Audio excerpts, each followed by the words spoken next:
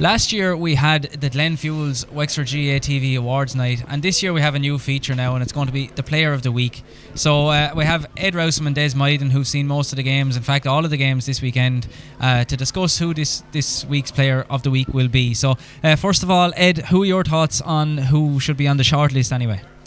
Yeah, well, of course, you go to the Glenbarntown St Martin's match, we had a couple of fine performances. Jared Dempsey, John Lacey, players like that.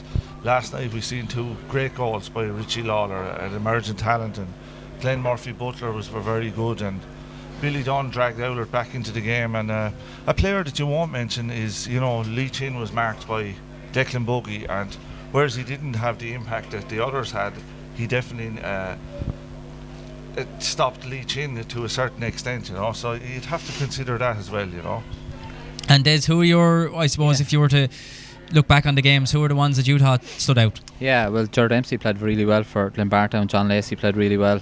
I think Ed is right there with Richie Lawler played well. Billy Dunn played well for Owlert.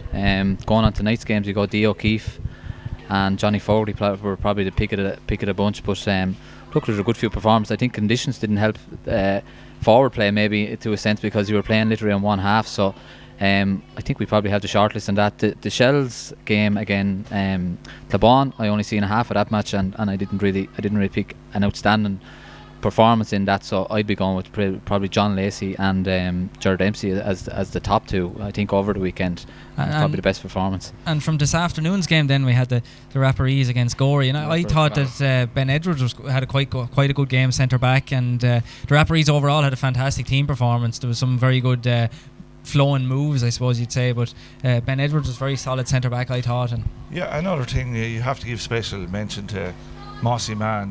This is his fourth decade playing senior hurling for the Rapparees, and you have to go back to the likes of Tony Dorn and Mick Butler, who have achieved the same feat, so he has played senior. Red Barry came on tonight.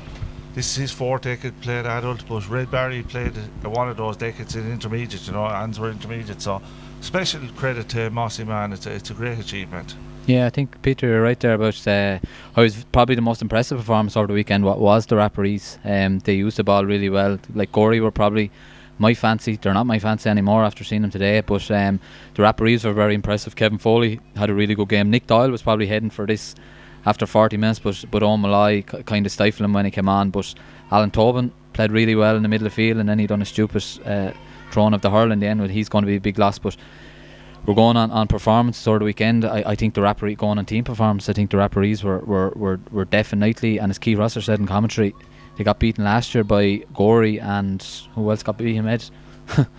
Yeah, but they got beaten in a hard group. Shelmaliers beat them, so they were missing Liam Ryan. Liam Ryan played well as well. We're overlooking probably the county players to a certain degree because they're so good, but my thing over the weekend it would be John Lacey was the outstanding performer from the minute one. I think he set the tone for Glenbarntown. I think he gave an inspiration performance, 4 points from play on Jack O'Connor as well. So Jared Dempsey played well. The two of them were very close, but I'd be going with John Lacey on my one. And Ed, we'll just dwell a little bit on the two fantastic goals that Richie Lawler scored for the Fight Harriers here last night. Oh, pure class. It's only a player with that extra bit of class can finish, can even think about finishing goals like that, The Harriers are very impressive, and the time of the year suits them. Wexford Park suits them.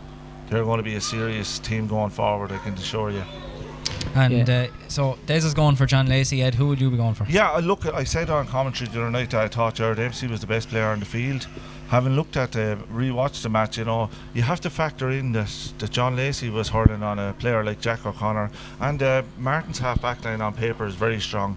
Dahi Waters and Conor Fairman. So I'll hesitantly go for John Lacey, a fine hurler for the last 10 years for Glenbarntown. So we have 2 votes for John Lacey.